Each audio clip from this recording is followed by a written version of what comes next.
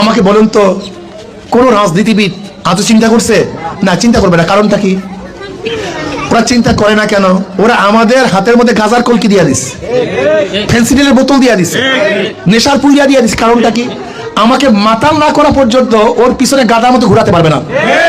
কলম দেয় না হাতে, হাতে কলম, খাতা, বই দিছি কি? নেশা। কারণ আমাকে নেশাগ্রস্ত না করা পর্যন্ত আমি ওর গোলামি করবো কেন? যদি আমার ব্রেন সার্ফ থাকে, আমি তো ভালো মন্দ চিহ্নিত করতে পারবো, কোনটা ভালো কোনটা মন্দ। এর জন্য আমি আমার সমস্ত এলাকার বন্ধু থেকে বলবো, নিজেকে চিনুন। আপনি কে? আপনি রিক্সাওয়ালা হতে পারেন, আপনি মানুষ। আপনি ঠেলা হতে পারেন, আপনি কিন্তু মানুষ। আপনি চামার হতে পারেন, আপনি কিন্তু আগে নিজেকে পরিচয় নেন, আমি মানুষ, সর্বশ্রেষ্ঠ মাখলুক। আল্লাহ পাক আমার দ্বারা বহুত কিছু করাতে পারেন, কিন্তু পরিবেশের কারণে বিকাশ করতে পারি না। পরিবেশ ছাড়া মেধা বিকাশ করা যায় না। আমাদের উচিত আমাদের এই গরিব শ্রেণী যারা আছেন সবাইকে নিয়ে আমার সন্তানরা কিভাবে শিক্ষিত হতে পারে, আলেম হতে পারে, উচ্চ শিক্ষা শিক্ষিত হতে পারে, সেই প্ল্যান করা।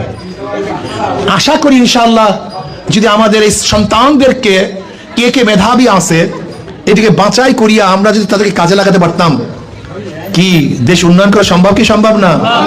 গাজা তুলিয়া দিলে দেশ উন্নয়ন হবে না। আমি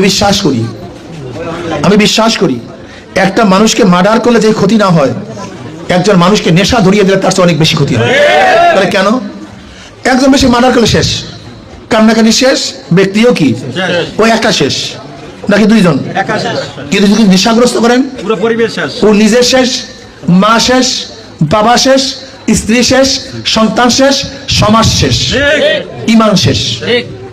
বুঝছেন? আজকে আমাদের গরিবদের মধ্যে যারা আমরা শিক্ষায় কম, এদের মধ্যে আপনি ভাবিয়েন না এটা পরিকল্পিত না, এটা ভাবিয়েন না। পরিকল্পিত ভাবে আমাদেরকে ডেভেলপ করার কোনো টেনশন নেই, চিন্তা নেই। পরিকল্পিত ভাবে ধ্বংস করার যত ষড়যন্ত্র সব আছে পরিকল্পিত ভাবে।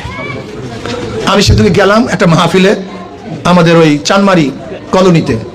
আমি বললাম 40 বছর আগেও যে এই কলোনি দেখছি, আজ 40 বছর পরে একই কলোনি, কিন্তু কত নেতা আসলো গেল, এই কলোনি তো পরিবর্তন হয়নি, ওই যেই অবস্থা সেই অবস্থা। কারণটা কি বলেন তো? ওরা তো ডেভেলপ করতে চায় না। ওরা আপনাকে আমাকে কাজে লাগিয়ে গোলাম বানিয়ে ওরা শুধু ক্ষমতার বৈতরণী পার করতে চায়, যে তুমি বসো, তোমার কাঁধের উপরে ভর দিয়ে আমি ক্ষমতায় যাব। ওরা আমাদেরকে নিয়ে কোনো টেনশন করবে না, তো কোনো চিন্তা নেই ওদের।